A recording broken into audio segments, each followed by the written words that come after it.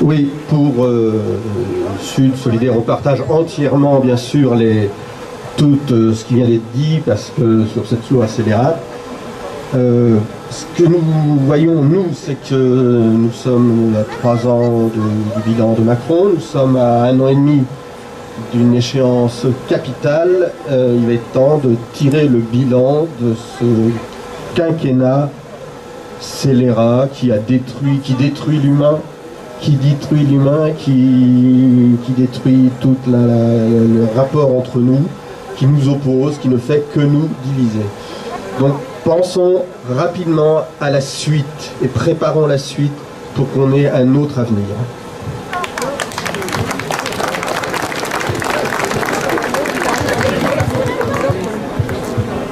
Bonjour tous, je suis Guillaume, je suis un citoyen comme tous ici.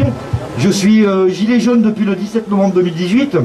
Nos combats, vous les connaissez très bien, nous avons des revendications assez crédibles par rapport à cet exécutif qui, tous les jours, nous emprisonne dans notre liberté d'expression, dans notre liberté de déplacement.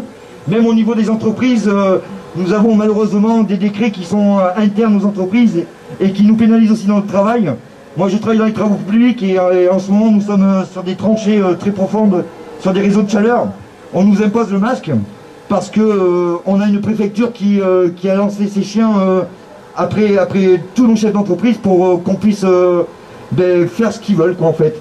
Donc aujourd'hui finalement on se retrouve dans cette continuité de choses que nous avons dénoncées depuis ce temps-là. Ça fait 2 ans qu'on bourlingue sur le terrain, ça fait 2 ans qu'on se fait tabasser par les forces de l'ordre qui ont des armes affreuses comme des LBD, des crimogènes, des battes de baseball carrément.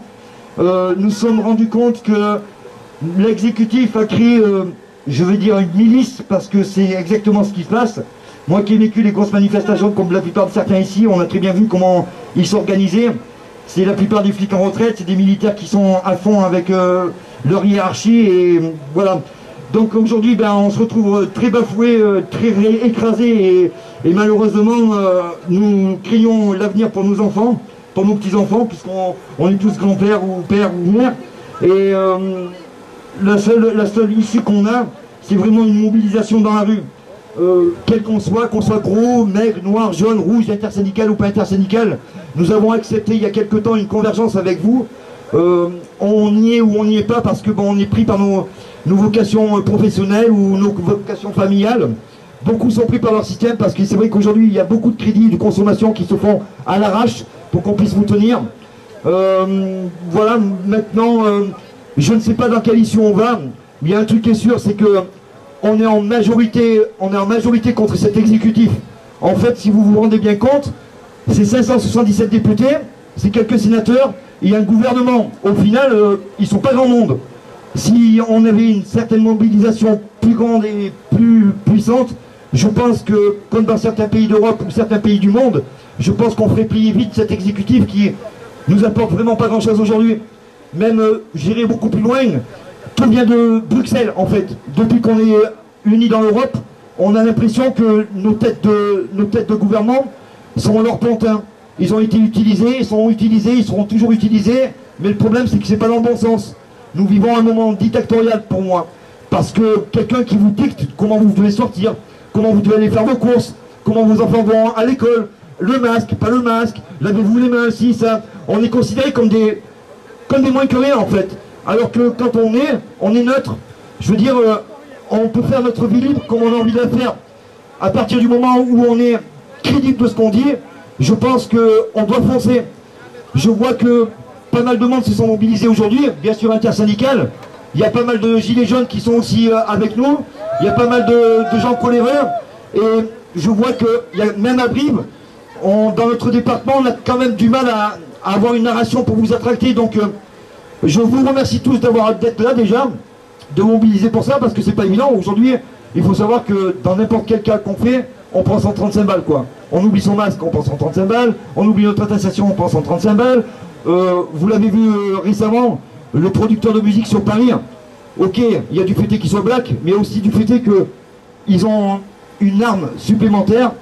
C'est cette loi qui est passée, Global Sécurité, qui malheureusement leur donne une arme supplémentaire.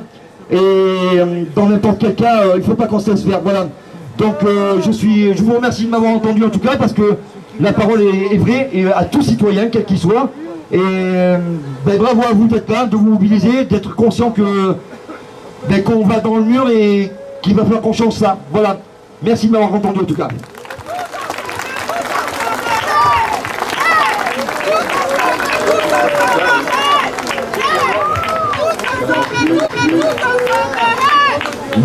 Bon, il y avait beaucoup de choses qui ont été dites. Donc Sylvain Roch de la CGT.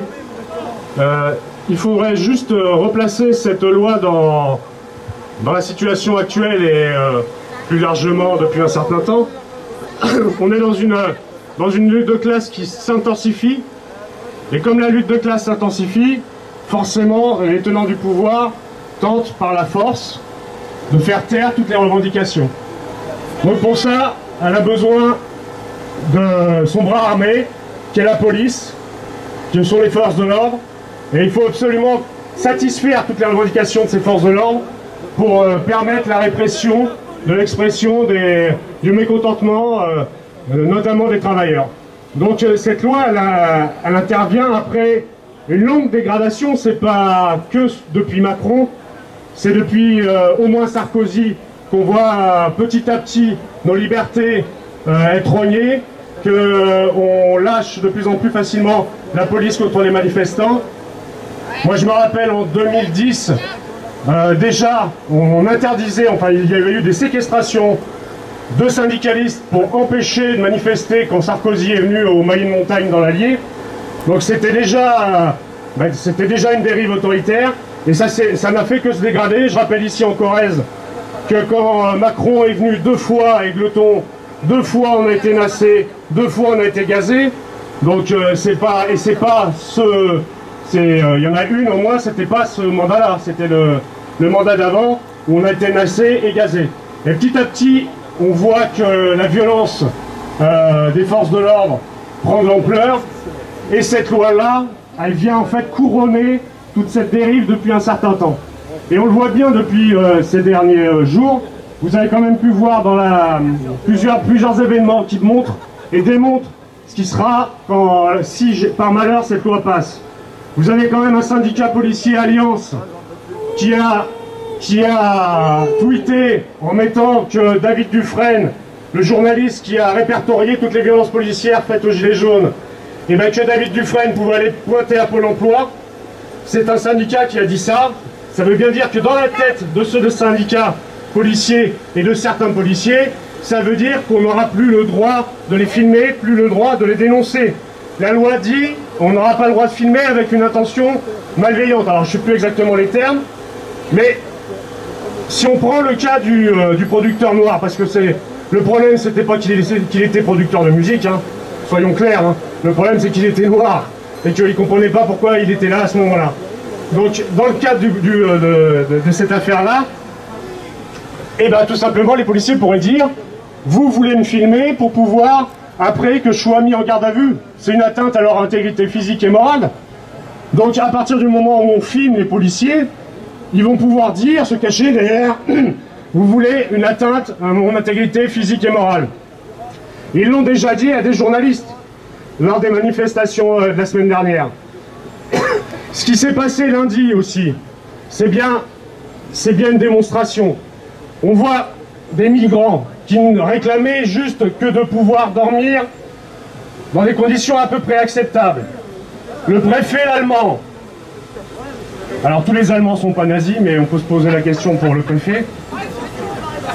Le préfet allemand a décidé de pourchasser ces migrants, parce que c'est pas autre chose, c'est les pourchasser et les mettre loin pour que personne ne les voit, parce qu'on ne veut pas les voir.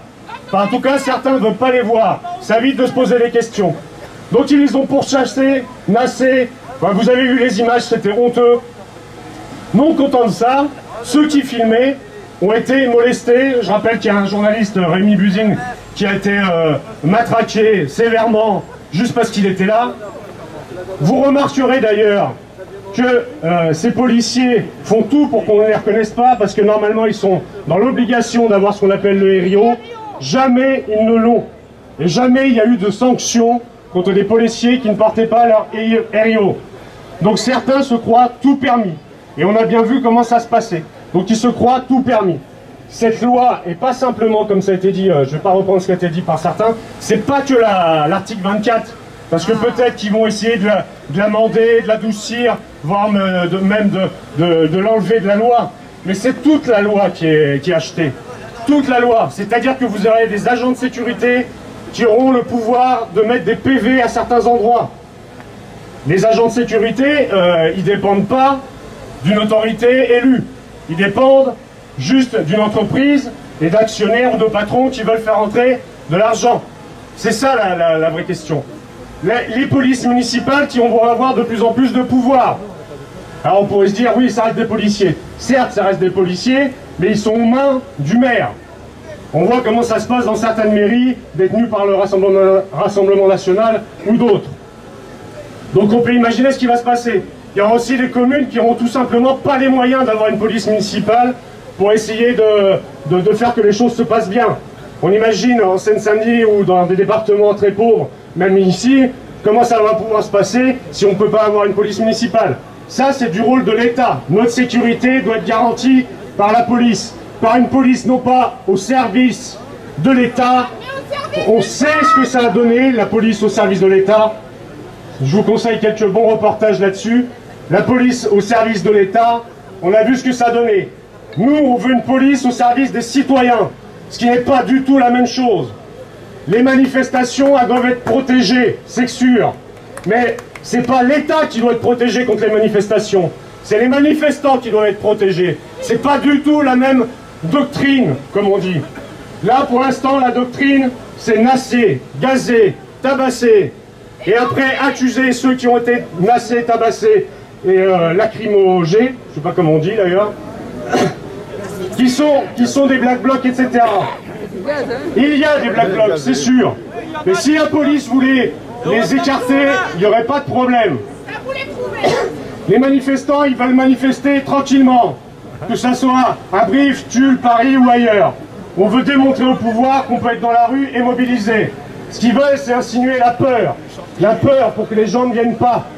C'est ça le but caché, et enfin caché, pas si caché que ça, dans cette doctrine et dans cette loi. Donc quoi qu'il en soit, la CGT, l'intersyndicale et toutes les organisations présentes, on continuera de se battre pour défendre une liberté simple, c'est la liberté d'expression, parce qu'en fait toutes les autres libertés relèvent de celle-là. La liberté d'informer, c'est aussi lié à la liberté d'expression. C'est pas simplement la liberté de la presse, parce que n'importe qui ici, n'importe quel citoyen, n'importe quel travailleur peut être journaliste et relater les événements qui se passent. Donc c'est la liberté d'expression qu'on défend. Et la liberté d'expression, ça emporte aussi la liberté de manifester, pour pouvoir exprimer son opinion. Donc on continuera encore et encore. Et cette loi, elle n'a pas fini son parcours parlementaire, je rappelle. Donc on a largement de quoi la faire retoquer. Et de toute façon, même si elle devait être votée, je rappelle qu'il y a des lois qui ont été votées et qui n'ont jamais été appliquées parce qu'on s'est mobilisé comme il faut. Je rappelle, par exemple, le CPE. Donc voilà, je vais en arrêter là, mais on lâchera rien.